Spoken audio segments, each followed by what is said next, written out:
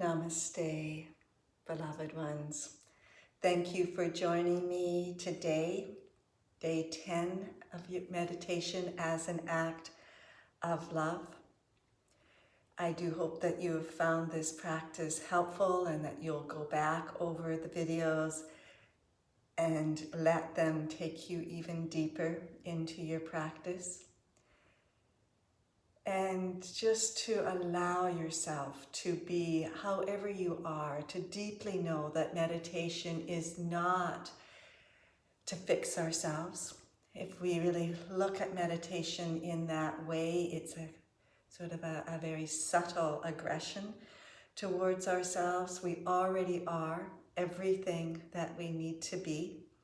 We just maybe want to uncover and to discover in every way all that we are. And we are so much more than we could ever imagine. Our ego kind of likes to keep us squashed down a little bit. It's a little, as Marianne Williamson says, our greatest fear is not our power, is not that we are not good enough, but it's really our power. Really be courageous and come out into the world with your whole self and all the amazing gifts that you have to offer. The Dalai Lama, he speaks of how important it is in meditation to do intellectual inquiry. He says without it, we are just pacifying ourselves, that we could just as well be, I think he says, we could just be like the crow out there on the wire. And the crow maybe looks like it's in meditation, but it's really just tranced out. That it's not in that moment of really being fully awakened. So I really encourage you to use this form of meditation to really have that intellectual inquiry, asking yourself, how can I do things differently? How am I bringing about more happiness in my life? Am I connecting more and more into the source of that happiness? And what is the source anyway? And finding that source, finding it in you. And are we the ones that is really delivering us into more suffering? And to really recognize all the ways that we create suffering in our life and the root of that suffering. And to really find that is to free yourself from it.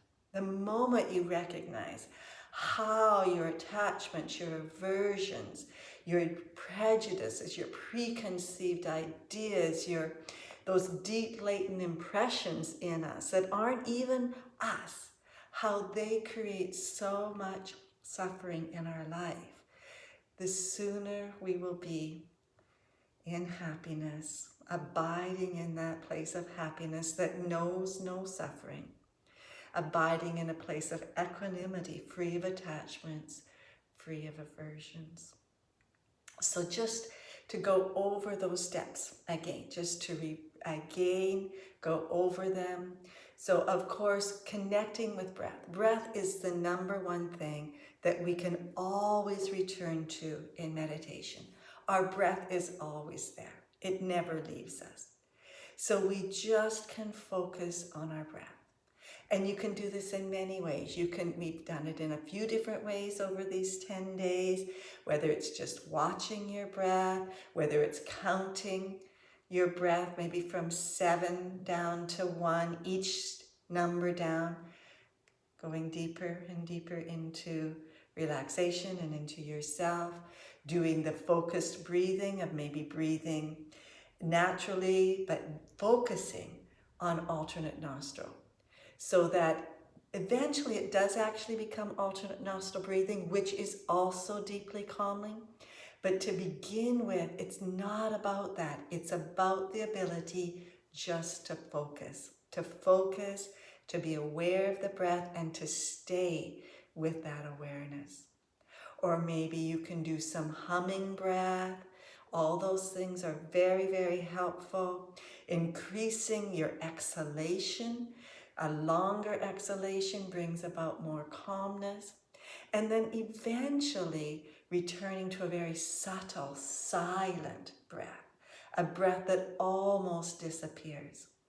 And that too, just, it helps us kind of disappear. And when we get out of our own way, anything is possible. Everything is possible.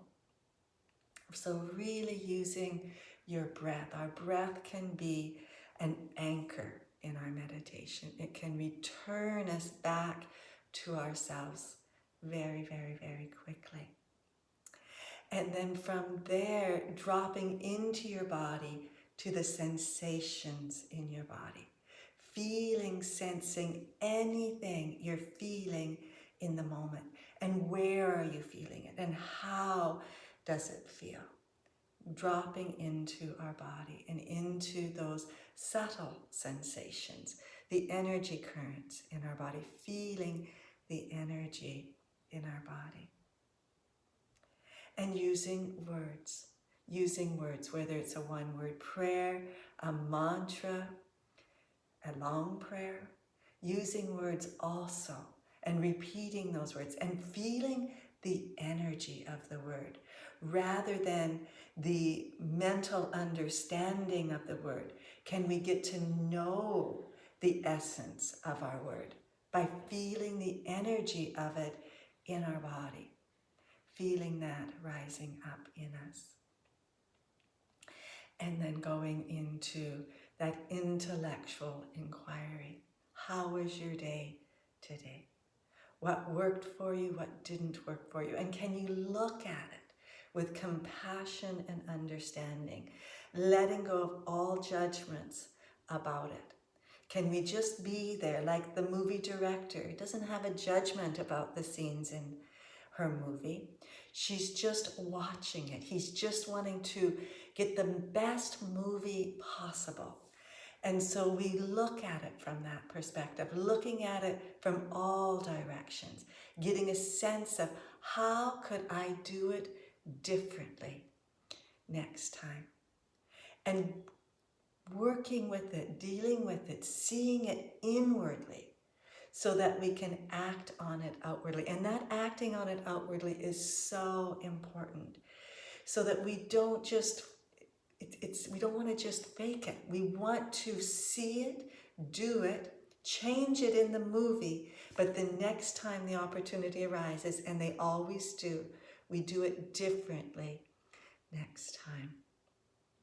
That's the review. So we're just reviewing our day and also really noticing the positives, all the things that you've already shifted in your life, the way you've participated in really bringing about an amazing life for yourself, an amazing abundance of happiness, amazing movement out of suffering. Very, very important. Feel deep gratitude for yourself in that. How did I really change my life? And meditation does. It deeply changes our life. It changes the way we see things. It changes. Eventually, it even changes our life around us so that we attract that we are.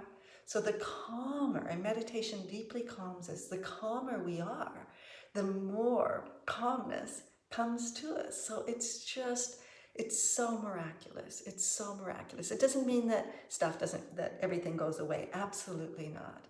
We still have chaos in our lives. We still have an abundance of crazy thoughts, of insane thoughts, of thinking and beliefs that don't even serve us. They still come. But we can sort through them. We can go, this is that, and this is that. This informs me. This is just craziness, right? And we can begin to recognize, to discern. In the Yoga Sutras, it talks about developing discernment, knowing what's real and what's unreal, what's permanent and what's impermanent, and so forth. So really developing that ability in ourselves to be present in that way. And then we let our gratitude for our life, for ourselves, spiral out. And we just feel deep gratitude for all those around us. And each day it can be different, right? Each day it can be different. Feeling deep gratitude, I always begin with my teachers though, for I am deeply grateful for all those in my life that have inspired me in many ways in my life, whether it is in meditation or just in being there for others in whatever way. And then from that spiral goes out to whoever comes to mind, your significant other, your children, your pets, your boss, your employee. It doesn't matter who it is. Whoever comes to you, feel deep appreciation for them and get very specific about how you appreciate them. This too greatly changes our life when we do this, and it becomes spontaneous, and then we're doing it all the time. We're really doing it on the go, in the moment, every day. And let that gratitude just go out to even those that challenge us, and to aspects of our life even that are challenging us, to recognize that they are our greatest teachers, our greatest gifts, those moments. It says in the Yoga Sutras that these are brought onto our path so that we do grow, that we expand, and we become who we were born to become. And that those teachers are the ones that teach us the most, not the ones that are easy to love. They are there too to teach us, but those that challenge us are our biggest teachers of all. Absolutely. And those moments in life that challenge us, like the one we're maybe going through right now. Wow, are we in the advanced school right now? We really, really, really are. Really are. And then after that, after that deep settling of the mind that comes from appreciation, then we can begin to drop into the space between our breath and between our thoughts. And we can allow ourselves to be taken wherever we're taken. We become very aware of any sensations. We become very aware of thoughts that rise up, that are there to inform us and to lead us in life. And we get a deep sense of where we're being pulled emotionally. Where are we being taken? And it's not always where we want to go. In fact, it often isn't, because it's not always the easy path. As Jesus said, he said, in the eye of the needle, it's a straight and narrow path, but it's not an easy path to go through that eye of the needle. But it's the path we're called to take. And we take it. We empower it with whatever resources we have. We empower it by knowing that we have the strength, the courage, the wisdom to do whatever we're called to do. And we can gather up the resources on the outside as well. I mean, it doesn't all have to be internal. We can get a sense of, oh, I know if I call this person, I know that they're going to really be able to help me. So we get that ability to know, and we really allow ourselves to be taken. And as the seeds, as the thoughts, as the separation of us and them begins to drop away, we go deeper and deeper into meditation and into that deep knowing of whatever is, whatever arises for us in that state is a gift. Even if it's a crowd of sorrows, it's a gift. We really allow and we witness all that is there. Again, the Dalai Lama, he speaks about this stage as we begin to see that there's no separation, and that as in the thoughts, there is nothing in the thoughts either. We just are there witnessing the whole universe unfolding in front of us. And we witness it. And we don't get sucked into it. We don't go, oh my God, this is fabulous. Let's go on this little journey, because that too can be an obstacle. So we just witness everything and anything that rises up for us. And that's called samadhi.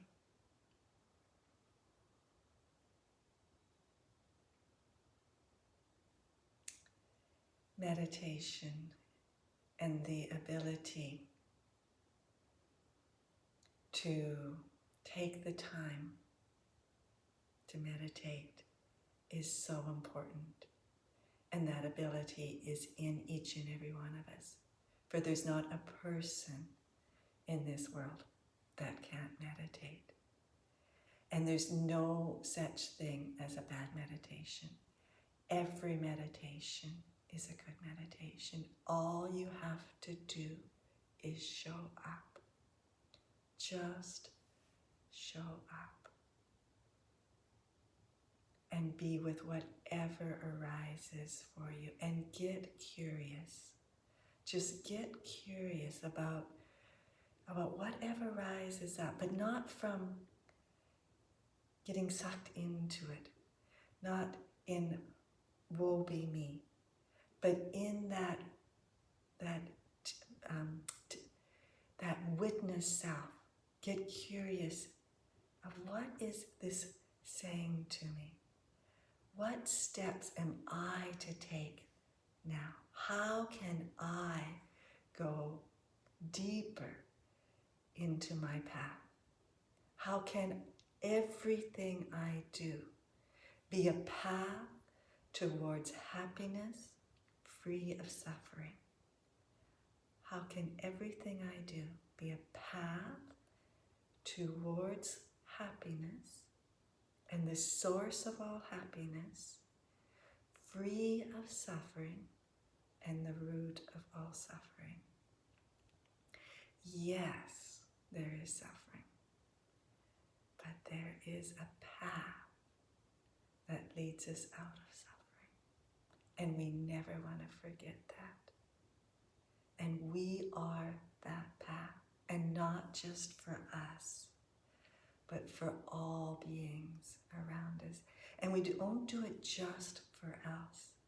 We really offer the merit of our practice out to all beings everywhere. May all beings benefit from my practice. May all beings benefit from my existence in this world today. May all beings. We offer the merit of our existence out.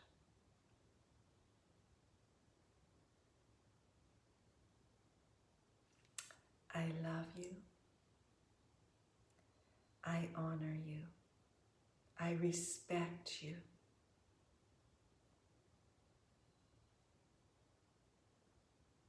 I hold you deeply in my heart, always and in all ways. For whether I know you or not doesn't matter. There are no strangers. We are all in this together, and we will all rise together, for we are one. We are one. We are one. In essence, in love, in light, in beingness. Shine on, most beautiful diamond. Let your light illuminate the entire world. Namaste.